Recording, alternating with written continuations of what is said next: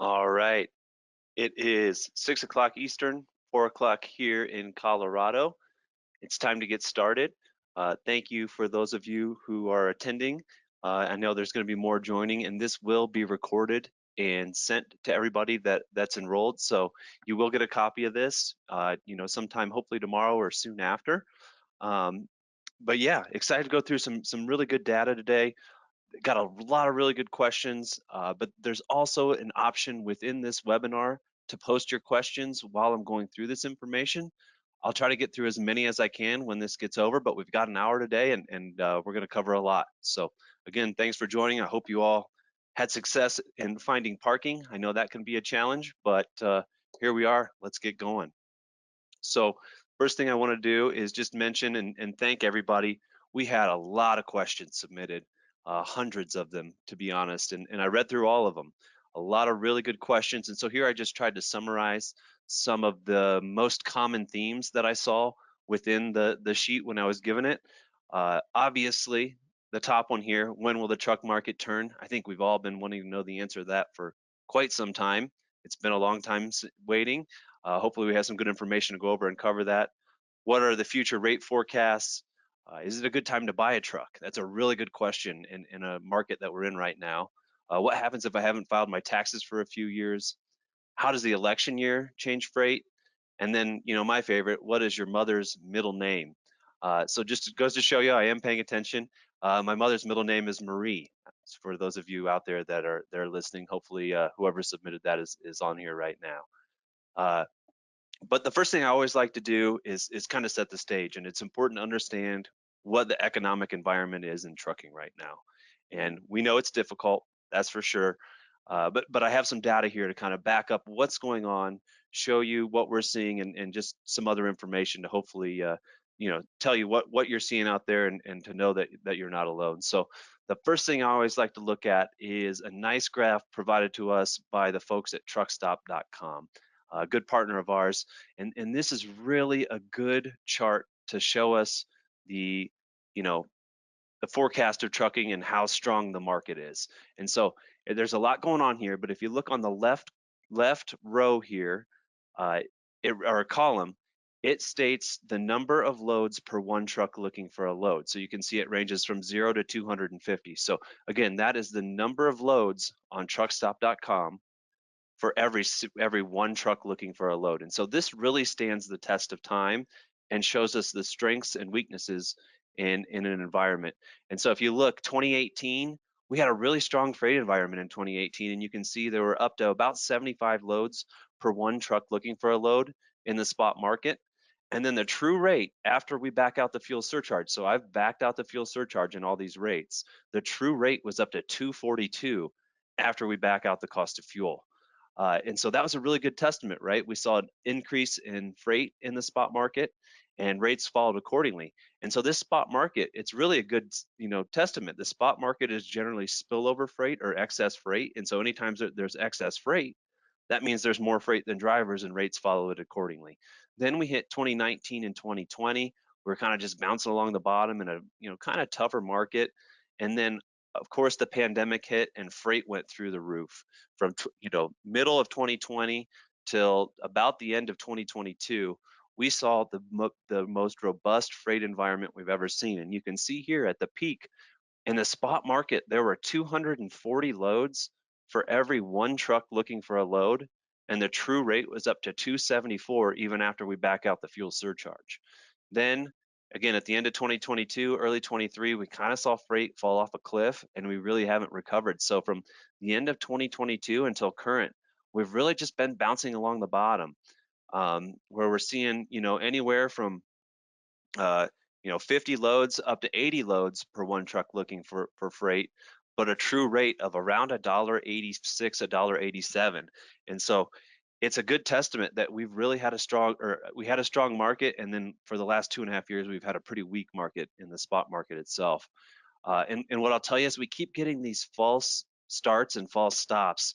In the second quarter of this year, from April, May through June, we saw a really nice uptick in the spot market where we got up to 80 loads per one truck looking for a load, and their true rate was up to $1.95. And then July, August, September, we've fallen back off a cliff and kind of reset at the bottom again, where we're sitting at 57 loads right now for $1.87 per load. So again, not great news in the spot market. The spillover freight really isn't there right now, and it's still a tough environment to run in. So a difficult spot market. Uh, we'll see how that goes, but that's where it stands right now. So again, that's the spot market. That's spillover freight. Generally from carriers, from brokerages, from smaller, shippers and things like that. This is the Cass Freight Index. So this is going to be major shippers, major carriers, big contract markets where we're talking about, Walmart or P&G running 100 loads a month in a certain lane.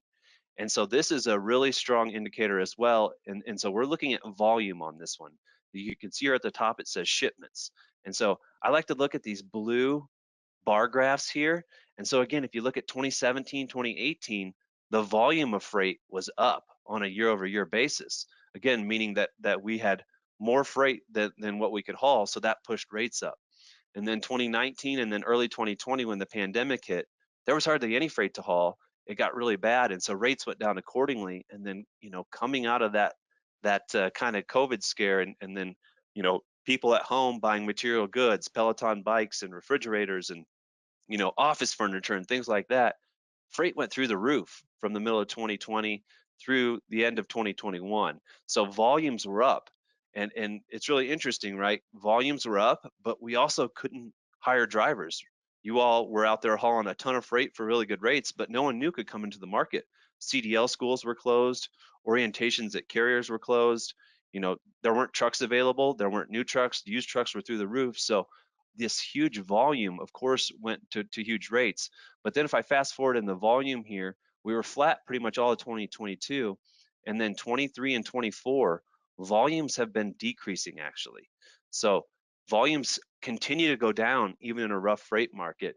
That means we're not moving as much freight despite the amount of drivers out there. So durable goods manufacturing is down.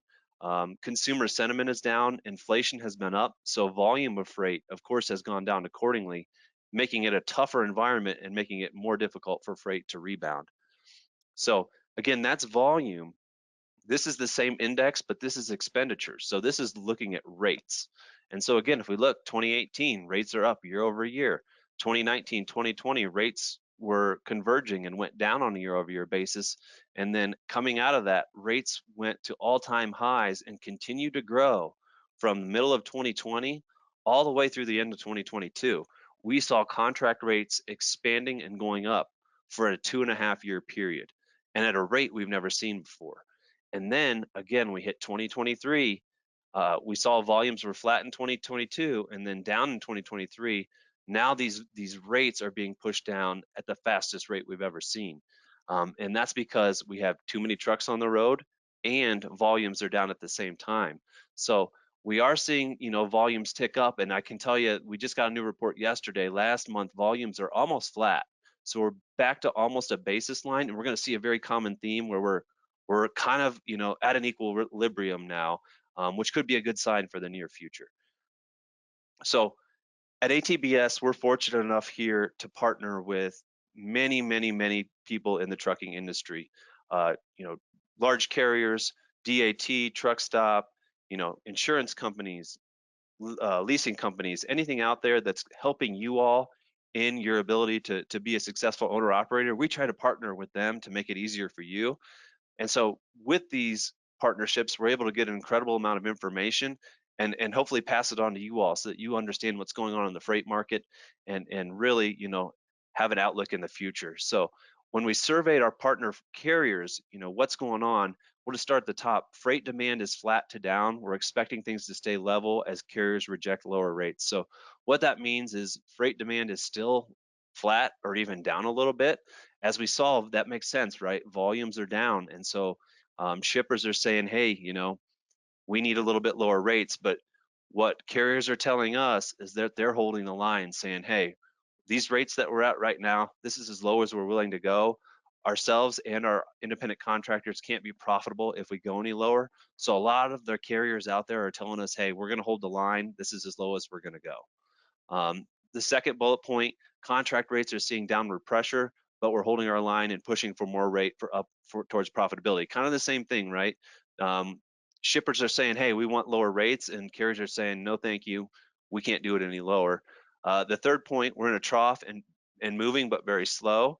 And this was a huge theme amongst our carriers. Election cycle instability. Rates will improve in the first half of 2025. Every carrier I've talked to in the last few weeks has told me that the election cycle always makes freight cycles unstable. That could be a number of reasons for that. Consumer pessimism. The Fed is indicating that they might cut interest rates, so people aren't spending money.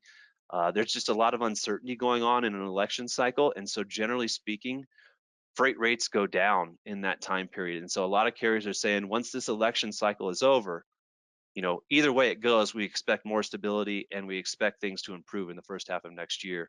And then a very common theme at the bottom here is that customers, in this instance shippers, seem to be securing extra capacity earlier than usual to lock in lower rates. So that implies they think rates are going to be up. And so what that means is these shippers are going to these major trucking companies and saying, we want to lock in this rate we have for longer than we normally do right now. And again, that's a really good sign, generally speaking, that these shippers believe that rates are going to have to go up in the future. So they're trying to secure that low rate while they can. And again, carriers are saying, no, thank you. We're not going to do that right now because we also believe things will be positive, hopefully in the future. So I shared a slide from truckstop.com. This is a different slide from DAT. They were nice enough to share this with us. And this is a really cool slide. This is the number of motor carriers entering and exiting the marketplace over time. And so if you look from 2013 really through 2020, we see the number of new carriers. This could be a one truck carrier, this could be a 100 truck carrier. Mostly it's going to be one truck carriers entering the marketplace. So this means you went out, you got your DOT authority, you got your motor carrier number, you got your own insurance, and you started hauling freight on your own. And so again, from 2013 to 2020, we see a really steady increase of the number of motor carriers entering the marketplace. And that makes sense. Inflation is 2 to 4%, population is growing, GDP is growing, so we always expect there to be more freight to haul. Therefore, there should be more carriers to haul that freight. And so there's a couple little dips in there in 2017 and 2019 when markets get tough.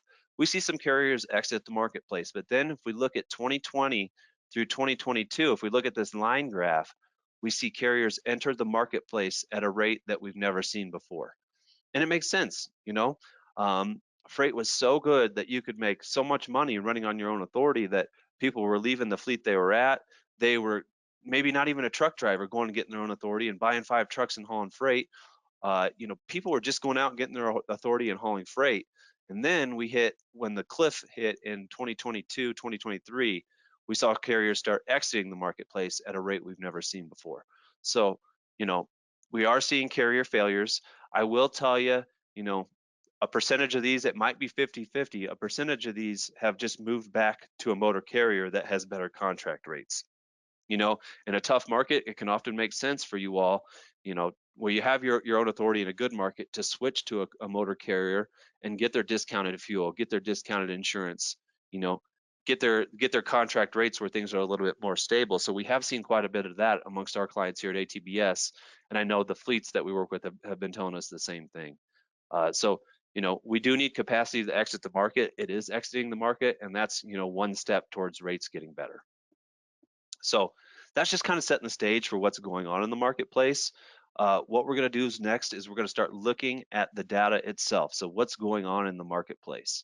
And ATBS is fortunate enough to work with tens of thousands of owner operators out there, so we have really good data, and we're here to share that with you, and hopefully it can help you make the best decisions for your business. So too much to read here, but essentially what we do is we look at a year-over-year basis here, and we really try to understand what's going on in the marketplace this previous year compared to the year prior to that. So the first thing we're going to look at is revenue analysis. Revenue is composed, of course, of miles, revenue per mile, and then overall gross revenue. And so if you all remember ATBS, and if you've been on this call before, I've been talking about this for 2 years. There's 2 things you can do in a down market to make more money. That's really as basic as it is. The first thing you can do is you can generate more revenue. And how do you do that? You run more freight. I think a lot of us got complacent, and not complacent. We changed our lifestyles in the pandemic. Things were so good that we could run 3 or 4 days a week and go home and be with our kids, right? And watch football games and take more time off, and we were making really good money. When the market turns, as it did almost 2.5 years ago, we started saying, hey, if you want to continue to keep your income up, you can generate more revenue and you can cut your costs. It's really that simple. And so this is just a basic tool here to say, hey, if you run one more load a month at 500 miles a month, $2 a mile, you gross $1,000. Your fixed costs have already been met because it's an extra load. That's $600 in profit a month, or $7,200 a year. So that's just something we've been talking about from the beginning. Hey, if you run that extra load, that's a good way to keep your profit up, even when rates get squeezed on you like they have been. And so what have you all done? You've responded in a big way. And so if we look at mileage on a year-over-year basis down here at the bottom, we see that the average independent contractor is up almost 7% in their miles on a year-over-year basis. So the average owner-operator out there is now running about 93,000 miles a year, up pretty significantly from about 88,000, 87,000 the last time we did this. So a huge, huge jump. You can see in the bottom right here, we have it broken out by segments. So independents, people on their own authority, are up 5%. Drive-in is up the most. We're going to see a theme here that drive-in rates have been cut the most. And drive-in drivers have responded the most. Refrigerated and flatbed up accordingly as well, but huge jumps in mileage. Another thing I'm going to point out, we're going to see a common theme.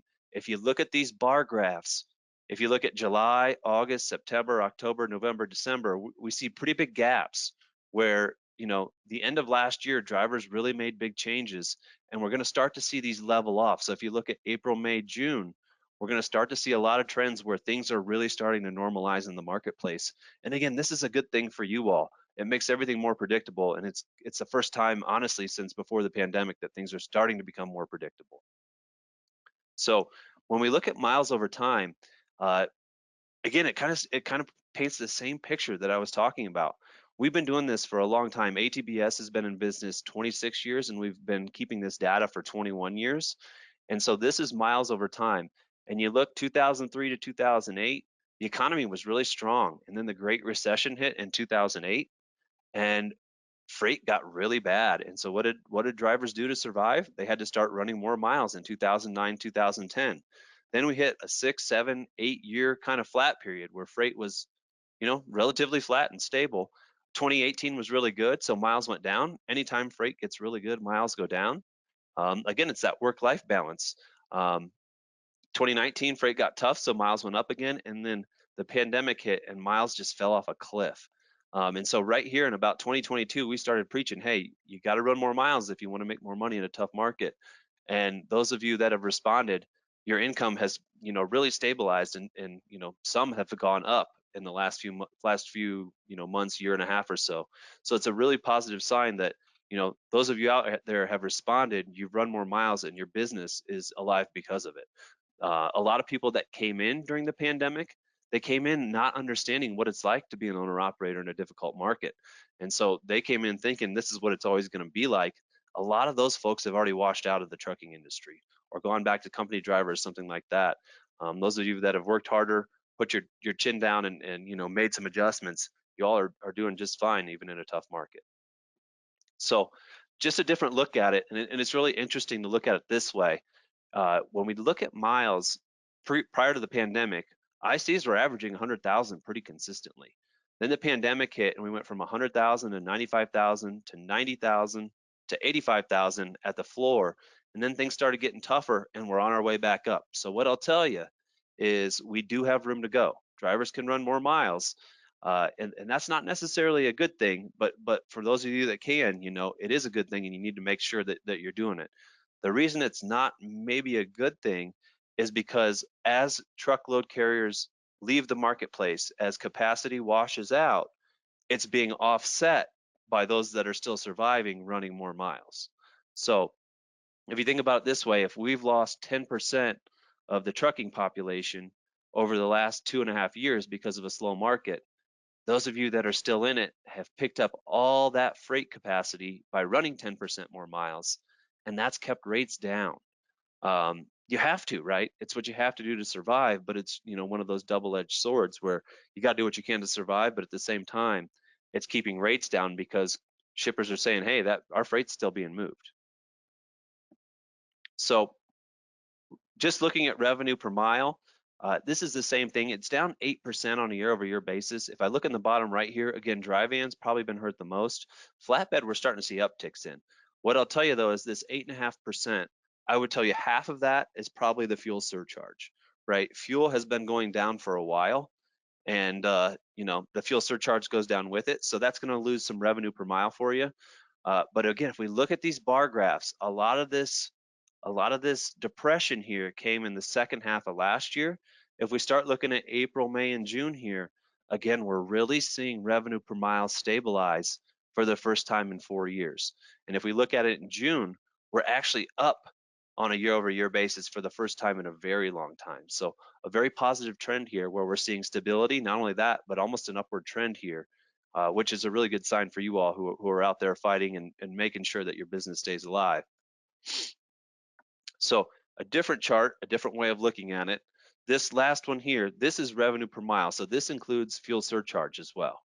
So the next slide, we're going to look at the revenue per mile by backing out the fuel surcharge. And so again, stands the test of time. In 2018, revenue was up. 2019, 2020, we went down, and then we just climbed to all-time highs, very high revenue per mile in 22. And we fell off through 23. And again, we've just kind of been bouncing along the bottom here. And so one thing to note is that our floor is about 30 cents higher than it was prior to the pandemic. This goes both in the spot market and in the contract market. Rates are about 30 cents higher, 32 cents higher than they were prior to the pandemic. And that's because our costs have gone up that much. Our truck payments, our insurances, our fuel, our maintenance costs, everything that you all are paying for out there and at home, right, has gone up considerably. And so this is the new floor. We're not going to get much lower than this. I don't think it's possible.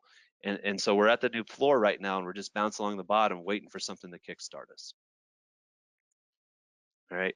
So I had a lot of good questions in the registration about, the spot market, when it's going to turn around.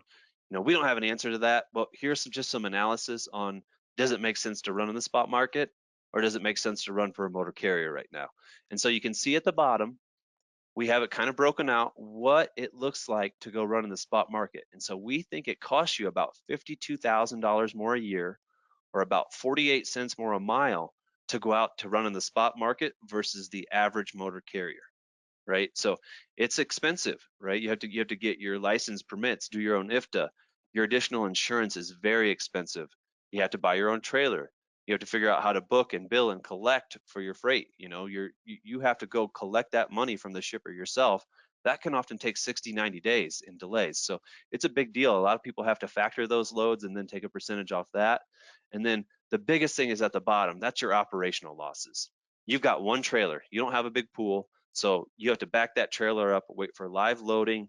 When you get to your destination, you have to wait for live unloading. You lose a lot of hours of service with those operational losses, so it's very expensive. So it costs, again, roughly 48 cents more a mile. At the peak of the pandemic, you could make $1.36 more a mile in the spot market versus motor carriers, but it only cost you 48 cents to get there. So if you think about that, I mean, that's a huge, huge difference in terms of your, ability to profit. But now we've just, again, been bouncing along the bottom ever since May of 2022. Right now, we're about 31 cents more a mile in the spot market, and it costs you 48 cents more a mile to get there. So if you do the simple math, if you're running 100,000 miles a year and you have that 17 cents difference, right now, it would cost you about 17,000 more dollars in profit to run in the spot market versus running a motor carrier. So it's less profitable in the spot market than it is at the average motor carrier right now. Now, I'm not saying that's universal, right? A lot of you out there are in the spot market. You've got really good relationships where you've got, certain shippers, certain, vendors, certain people that you're going through where you're their person, and you have, good trust. You've got something built up, and your rates are even higher than the average in the spot market. There's still plenty of drivers doing really well out in the spot market who know how to use the systems, have those relationships and things like that. But if you're looking to make the jump now, it's going to be a very difficult jump without those relationships. So when we asked our partners, and there were a lot of questions about this in the survey. When we asked our partners, so there were a couple hundred trucking companies from 20 truck fleet to a 10,000 truck fleet that responded to this. When are rates going to improve? You can see the vast majority think it's either going to be between the fourth quarter and then the second half of next year. But I'll tell you, most people think it's going to be Q2 of next year. So April, May, and June of next year is when people think rates are going to start improving. And I watch a lot of data analysis from, economists out there, from banks, from everybody out there that's reviewing the trucking industry. There's almost too much data out there, but again, the vast majority think it's going to be the second quarter of next year when we start to see meaningful improvements in freight rates. And so what about the expectations for the rest of 2024? Again, everybody thinks they're going to hold the line and stay flat.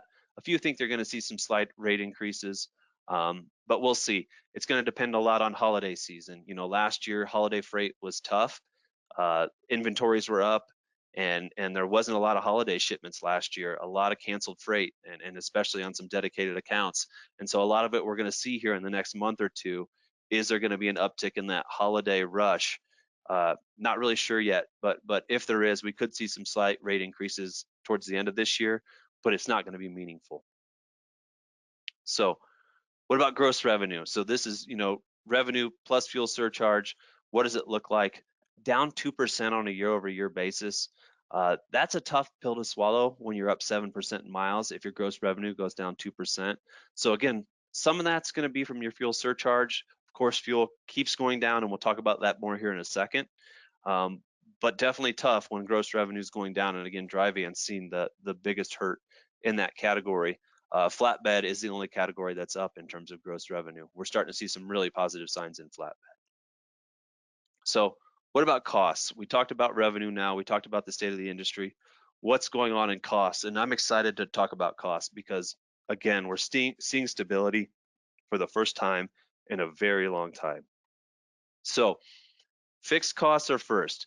Fixed costs are up 3% on a year-over-year basis. And so some of you have been watching this for a while, and I can tell you fixed costs have been a mystery to us throughout the pandemic, but I think it's all starting to make sense now. So when we think about the pandemic, fixed costs really were flat from the end of 2020 through 2022 almost 2 years where fixed costs, other than say insurance, were pretty much flat. And that was hard. That was hard to understand. But really what happened was you all out there couldn't really upgrade your equipment. New trucks weren't even for sale. Used trucks were as much as new trucks. So it was crazy to buy them. So a lot of people just kind of held their ground and, worked with what they had. So their fixed costs really kind of stayed flat because of that. Then when we talked 6 months ago, fixed costs had gone up 8%. So what happened was those fixed costs were flat for 21 and 22.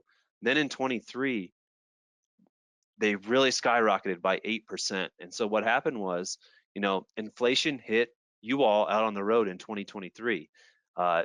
Inflationary costs with insurance, not only that, but a lot of you were out there and able to finally replace your trucks. People were able to find new trucks. They were able to buy new trucks. Trucks were available again. And so what happened was everybody, that needed to upgrade it, and that caused fixed costs to go up.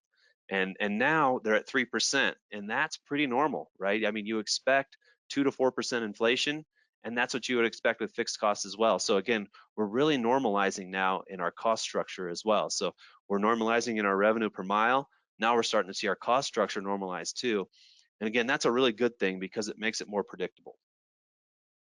So variable cost is the next one. Variable cost down 6.3% in the last year-over-year analysis.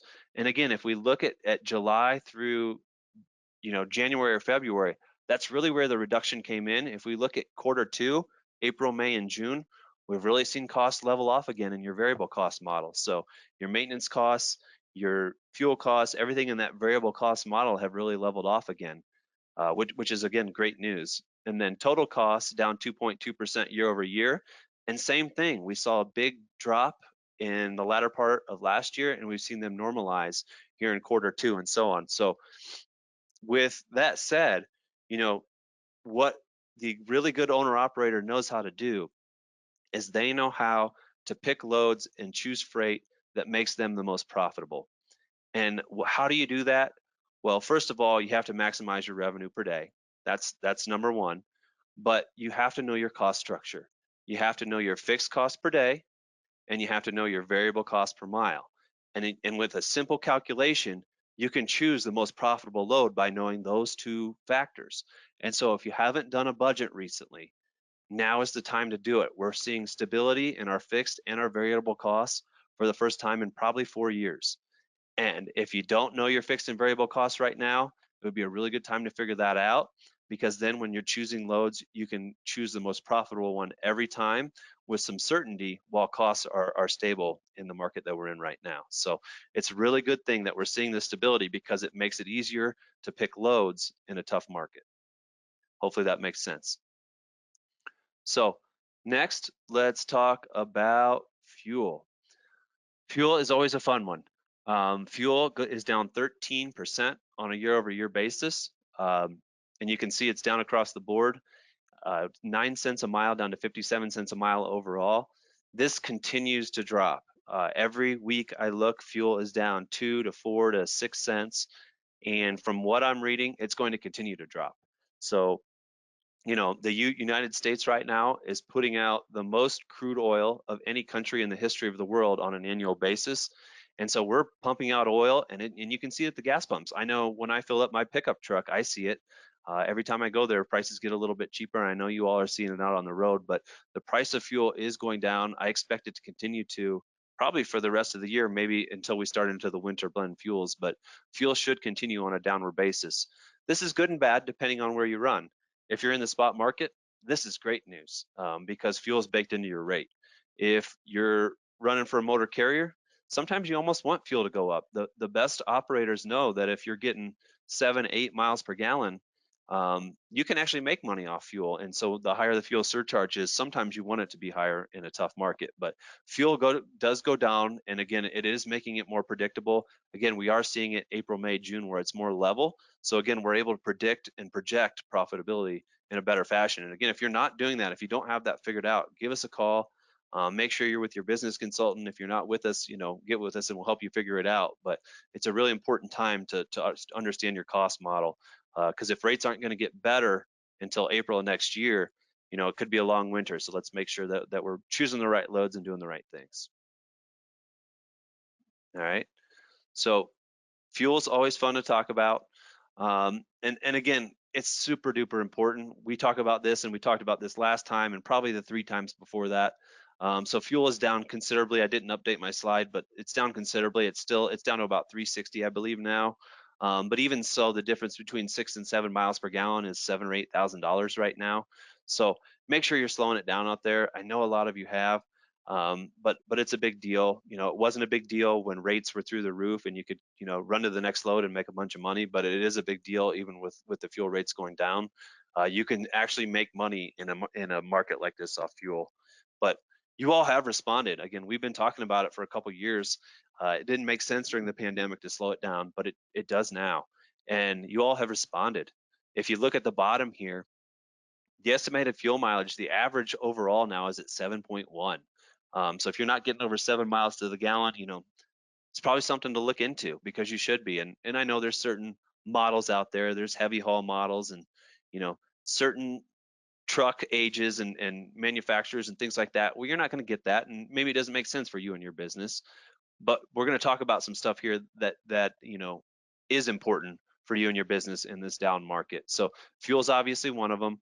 You can see dry vans up to almost 7.4, refrigerated 7.15, but flatbed again has responded the most. Flatbed really got hurt the last couple of years, and we're seeing really positive signs in the flatbed market. So nice work, everybody. You know, and anecdotally, I travel a lot myself. I'm all over the country and have been the last few weeks, and I can tell you during the pandemic, I would be on I-40 in Arkansas, and I would be going, you know, 80 miles an hour, and I would have semis passing me left and right. And I was just there a couple weeks ago, and I did not get past one time going the same speed. So I know you all have really slowed it down. I know certain companies have slowed down their company trucks, but it's working, and it's really helping, you know, those of you that are struggling to stay in business, and some of you, it's helping you make more money in a tough market. So I had a lot of questions about this. Trucks are a really hot topic right now, as they should be. So these are truck payments over time. And this, again, is a really interesting chart. So if we look at truck payments in 2003 through 2008, they were very flat. Then in 2009, they were going up. But what happened was, after 2009, the Great Recession was happening, and truck prices actually went down. And so what happened was, freight was really good in 2006, 2007. So trucking companies bought a bunch of trucks, they hired a bunch of truck drivers, and they flooded the market with capacity. And then all of a sudden, the economy fell apart and there wasn't as much freight to haul. And so there was too many trucks, there were too many drivers, and so a lot of capacity had to wash out. And what happened was that flooded the market with used trucks. And I remember back then I worked at Celadon. It was a long time ago, but they were, selling trucks overseas and, doing all kinds of crazy stuff because they had all these used trucks in their portfolio that they couldn't get rid of. And then 2011 on, we've seen truck prices climb. They were flat 21 and 22, kind of like we talked about, because nobody could buy a truck. And then in 2023, they really went up. And that's interesting. They had to, again, because you all had to replace your assets. You had to get newer trucks, and you finally could. And now we're starting to see it level off again. If you look at 2024, things are really leveling off in the truck market. And not only that, but they're actually starting to go down in terms of prices. I read transport topics every single month, every week, and every month there's an article about used truck prices going down. And so, this is something for you all to keep a really tight eye on out there. If your maintenance costs are high, this is a big deal, and you're coming up on an opportunistic time to purchase a different truck. There's a couple things behind it, but really what you need to be tracking here are a few things. One is your maintenance cost per mile and your maintenance cost per month, but you also need to be thinking about your downtime. Your downtime, or your lost revenue due to mechanical failures, is just as important as the cost of maintenance itself. It's a double-edged sword. When you're not running, you're spending money, but you're also not generating money. And so I expect, with trucking companies failing, we've seen trucking companies fail. And if you just watch the news, there was a mail hauler in Illinois last week that had 500 trucks that failed. One of our partners in South Dakota failed recently, a few hundred trucks. You see owner operators selling theirs. You're seeing companies downsize. So we're going to see the truck market flooded. We already are seeing it flooded, but I think it's going to get more flooded before things balance out. And so that means used trucks should continue to go down. Not only that, but the Fed is indicating that they're going to lower interest rates in the near future as well. So it's a really good time, if you haven't already, get a handle on your maintenance cost per mile, your maintenance cost per month, and what you think it's causing you in downtime, because all that really matters right now. And with prices going down and the interest rate going down, yeah, it's a tough market, but if you have the means to replace your truck and be ready for a good market, it could be a really good time. Maybe not right now, but sometime here in the very near future. And so there was even a question, I'm a company driver, is now a good time to buy a truck? And again, maybe it's not right now, but it's coming in the near future, especially when interest rates go down. So we kind of need that indicator, right, to say that rates are going to turn around, to say, yeah, this is the perfect time. There's never like a perfect indicator, but what I would tell you is to have a really good pulse on it, especially on your maintenance spending, because it could be a very good time for your profitability to look at that. And so if you're with ATBS, something you can really easily do, and we encourage you to do it. And if you're not with ATBS, sign up and we'll do it with you. But what I really encourage you to do is go out and price a truck that you might want to be in. Look at any one of the number of websites out there. Truck Paper. There's dozens of websites. Just Google used Class 8 trucks, and you'll find dozens of websites. Go price a truck that you think you might want. Get a truck payment. Figure out what insurance might be. We can help you figure out the insurance part, figure out what an interest rate might be, and let's talk about it. Let's look at your budget now. Hey, what am I spending on truck payments? What am I spending on insurance? What am I spending on maintenance? What's it costing me in downtime? And then we can run a new budget that says, hey, this is what it's going to look like under a new model. And we can say, this is what it's going to cost you. Are you going to be more profitable or not? So again, this could be an opportunistic time for those of you out there, whether you're really profitable and you're looking to expand your fleet, or you're struggling with maintenance and not sure what to do. Give us a call and we'll really help walk you through it and run a new budget and make sure that you're making the right choice for your business and for your future. So definitely wanted to spend some time on that. And again, I encourage you all to spend time on it personally.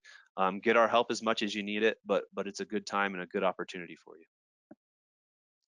So this ties into the next thing, maintenance, right? And this is kind of what prompted this little spiel for me is maintenance, and I'm worried about it. Maintenance is down actually on a year-over-year basis, and so that's a little bit scary for me. And the reason is miles are up 7%. Generally speaking, when miles are up 7%, maintenance should be up 7%, and it's not. And so part of that could be that the newer trucks that you all have bought, that you've replaced your equipment, that could be part of it, but I don't think that's all of it. So I'll skip to the next one here and just kind of talk about it. So if we look in 2006, 2007, maintenance was going up as you expect. 2008 hit, when the Great Recession hit, maintenance fell off a cliff.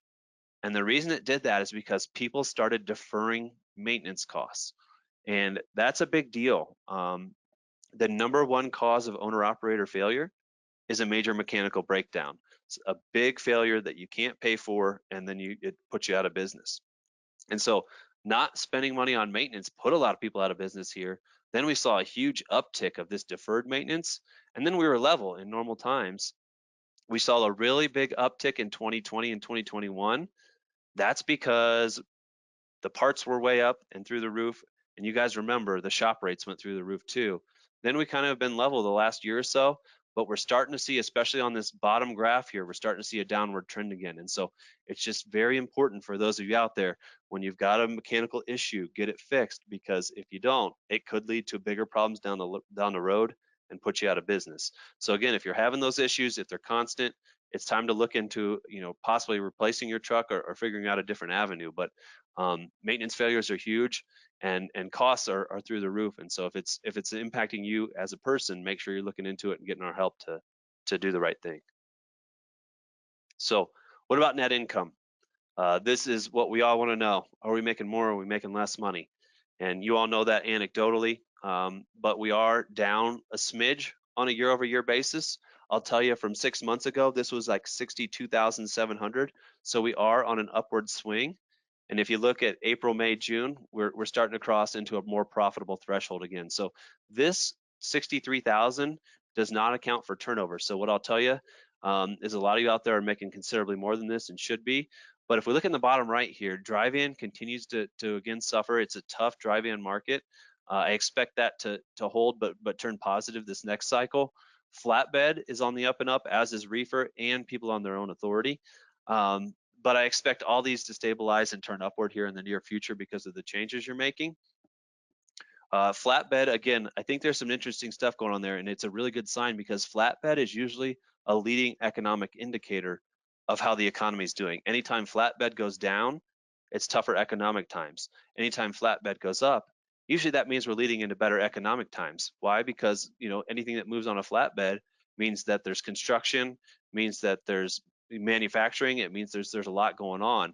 And so it doesn't feel like it, right? But I drive around, I know you guys see more than I do, but there is construction everywhere, absolutely everywhere. There's buildings going up, there's bridges being built, roads being built. I know it's a pain in you guys' rears, but there's construction everywhere. And part of it could be that infrastructure spending bill. If you remember 2 years ago, the Biden administration had introduced I think it was a $1 trillion infrastructure spending bill. It was massive. And so we're starting to see that money flow in and go into, government contracts and things like that. But either way, it's really positive that we're seeing upward trends in terms of net income overall. So this is just a different look at it over time. But we are seeing, again, positive trends in a lot of our fields. A long way down from the peak. If you look at flatbed, we were at 80,000 at the peak. We bottomed out at 63,000, but we're on our way back up. So really good trends there. And then this is just looking at net income over time. And again, this is really powerful. you know, what I'll tell you is I like to look at this top graph. This is the net income per month, and you see how it ebbs and flows. You know, it really stands with economic times. 2018 net income went up, 2019 it went down, 2020, 2021 it went through the roof. Then we fell off a cliff, and we've just been bouncing on the bottom. And again, that's a hard pill to swallow. I mean, you all are running 10% more miles. You've slowed down and gotten a mile per gallon better. You did the things we've asked you to do, and it has kept you in business. It's kept you stable, but no upward trend yet. But I think we're on the verge of that happening, and I'm really, really excited for those of you that are in there, that are still profitable, that are living, you know, comfortable life. When we come out of this, you're doing all the right things. And by doing all the right things in a tough market, if you can translate that into the same processes, into the same habits when we get into a better market, we're going to be far above our all-time highs that we were at in 2021. So keep up the hard work. It's really going to pay off once we come out of this, and it has to happen. It can't be a down market forever. So one thing we're really proud of here at ATBS is our process we believe works. And so these last income slides, we're talking about our clients. And in a difficult market, there's a lot of turnover. Drivers bouncing around, looking for greener grass. And I get it. It's tough. You know, you got to make a certain amount of money to survive. But the clients that have been with us over a year, when you think about it, their net income goes from 63,000 to 86,000 here on the middle right. So our average client that's been with us over a year is making 86,000, and that's a lot of you on the phone here today. You know, you're doing the right things. You're taking that extra load. You're staying out a little longer. You're, you know, negotiating for a better rate. You're doing all the little things. You're getting the better fuel mileage, and it shows. I mean, you've been stable for the last year and a half. Sure, if you look at this middle line, you're at 95,000 average, you know, 2.5 years ago, and it's down to 86, but it's still so much higher than our average client and the average owner operator out there. So those of you that are on this call, I firmly believe you're there, or you're maybe even here in this top third or top 10%, where our clients are making over 150 or over 200,000. Because you're here to get information and do the right thing. And if you're not there, again, call us. Let's figure it out. Let's figure out how we can get more money in your pocket, because the good drivers out there, they're still making way above the average income in the United States right now at 86,000. And again, those top drivers are still making over 200,000, even in a very difficult market. All right. So, you know, this is just over time. You know, ICs used to run 140,000 miles to make 47,000. It's now down to 93,000 miles to make 63,000. Yes, it was better 2.5 years ago, but certainly a better quality of life than it used to be. I know it's still difficult, and I know that there's more regulation and more stuff you have to deal with every day. I get it. But yeah, I mean, it's a tougher market, and I do believe we're gonna return past these highs if you all keep up the hard work and make sure that you're doing the right things when we come out of this, hopefully Q2 of next year, from what we're hearing. So couple more slides, and I just thought you all might find these interesting. When we asked the carriers out there, do you require dash cams? Over 50% of the carriers out there do require dash cams. I was really surprised some required inward facing. And those, if you look on the right here, those that don't require dash cams are planning on it. I know if I was a driver, I would want one. I have one in my pickup truck, just because there's so many bad drivers out there, all those four-wheelers like myself, right, that are cutting you off and doing crazy stuff. I mean, it's a great liability protector for you all. So make sure you have a dash cam outward facing. Your fleet might make it in the future, but I mean, it's a great liability protection for you. We also asked if they required collision mitigation technology. Here on the left, CMT. About 50% don't, more are starting to. That's going to be more lease purchase fleets, but it is certainly coming on the horizon where fleets are going to start trying to require it more. Again, something I probably want. I know I've used it in my vehicle before. It's unfortunate that I wasn't paying attention close enough, and my truck has kicked in that technology before, but it's super helpful when it works and saves you from a bad accident. We also ask carriers if they offer health insurance. About 55% offer their ICs health insurance. Some don't. We asked carriers, do they require their owner operators to have sole proprietor or S Corp or anything like that? The vast majority don't require much. A few require LLCs. Very few require an S Corp. That's going to be like final mile, more sophisticated models. Most of you probably aren't in that model. We asked, do you offer a load choice? Pretty surprisingly, 50% only offer one load at a time. But there's a lot of load boards, a lot of different mix and match systems out there. But yeah, definitely a mix and match out there with fleets. And some fleets, right, they're too small. I mean, or too specialized. I was at a tanker fleet in the Chicago area last week, and they're like, you know what, we can only offer one load at a time because you might be in our port in this specific area of Texas, and we only have one load, so that's all you get. And right, it just depends where you're at and what makes sense and how big the company is, how big of a freight network. So not really surprising when you boil it down. This slide's busy, but this is a really important slide. This is your all's livelihood. And so on June 8th of this year, the US Supreme Court overturned what was called the Chevron doctrine. And so you don't have to read all this. I'll explain it to you in as basic terms as I can because it's complicated. But essentially what the US Supreme Court ruled was that no one branch of government can be too powerful. And so if you think about your civics class, or I know in Indiana where I grew up, they called it government class in high school, there's three branches of the government. There's the legislation, who makes the laws. There's the judicial branch, who uphold the laws.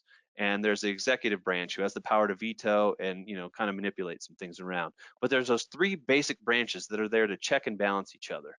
And so essentially what this ruling has declared is that no agencies for these different branches can have too much power. And so the Department of Labor, or the FLSA, the Fair Labor Standards Act, the Department of Labor is a really, really good example. And so the Department of Labor, whoever runs the Department of Labor, is an executive branch decision. So the president gets to decide who runs the Department of Labor. And so this is not a political statement in any way, but generally speaking, when there's Democrats in control, there's more of a push towards unionization, and therefore there's more of a push towards AB 5 style laws. When the Republicans are in power, there's more of a push the other direction, where they try to decentralize that power. They're a little bit more anti-union, and they're more for free markets or independent contractors. And so, essentially what's been happening over the last 16 years probably, is whoever is in charge is appointing someone to the Department of Labor, and they're trying to enforce laws, but not only that, they're trying to put laws in place through the Department of Labor. And so essentially what this Chevron ruling has said is, no matter who wins the election this year, or whoever's in power of the executive branch, can't say, hey, Department of Labor, I want you to go in and I want you to enact AB 5 nationwide, that California law that says we can't have independent contractors. So they're saying that the Department of Labor, this one branch of government, can't do that. It needs to go through the normal law process, where it's made a law through Congress. It's checked by both the legislative branch, the Congress people, and the senators. Then the president has the power to veto. Then it could even get checked by the judicial branch. Essentially, they're saying this one party or this one branch of government can't enact any laws like this nationwide, because they don't have the power to make the law.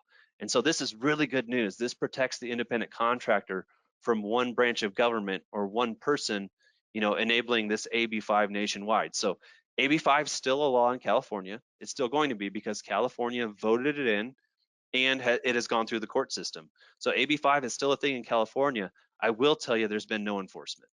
I have not heard of a single act of enforcement. There's still owner-operators running there. There's still companies running owner-operators there.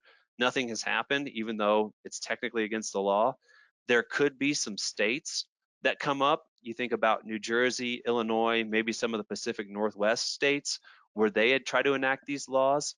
But this has really kind of solidified it, where this is not going to happen on a nationwide basis for quite some time. And that's really good news for all of us, right? We are doing this because we want to run our own business. We want to make our own choices. We want to choose our own freight, and we want to be able to profit.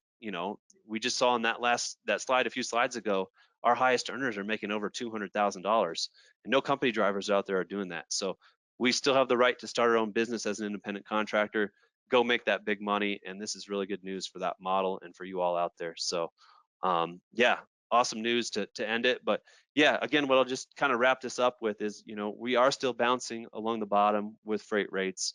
They are not getting better right now. There's optimism in the future, especially post-election. But generally speaking, Q1 is not a good freight cycle. So when the election ends, you know, holiday season's over, and then Q1's usually a little bit slower just because that's how it works. Q2 is when we're expecting a pickup. So we're kind of going to be bouncing along the bottom probably until then. There might be a slight uptick in the holiday season, but it won't be big. But over that time, I do expect more capacity to wash out. There's going to be more trucking company failures, and there's certainly going to be more owner operators that go out of business. But if you're doing the right things, if you're taking the extra load, if you're looking at your numbers, you know, figuring out your fixed cost per day, your variable cost per mile, and choosing the best loads for yourself, you're going to weather this winter just fine, just like you have the last 2 years. And then when freight turns around, you're going to be in really good shape. And then lastly, you know, if you're you know, struggling with maintenance on your truck, or you're not sure, now's a really good time to price one out. Might not be the best time to buy, but it's a good time to again review your budget and look at your costs. You know, if you get a new truck, yeah, your fixed costs are going to go up, but your variable costs are going to go down, and your revenue is going to go up. So it's a good time to kind of balance those things out and make sure you're doing the right things. Yeah, I'm excited for the future. I know it's been a tough couple years, but it seems like we're finally balanced out in terms of rates, in terms of costs, and the future's bright. So keep doing what you're doing, keep working hard, and if you keep doing this, when we turn around in the spring, we're going to look at this as a really hard time in the past, but we weathered it, and we're going to be in really good shape because of it. So thank you everybody for your time. If there's questions that haven't been answered that you have more directly, feel free to reach out to ATBS. A lot of you have business consultants here, but we're always happy to answer questions and get you the best information you can to run your business profitably. So thank you all for your time. I hope you all are very safe out there. Have a wonderful evening, and we'll talk to you soon.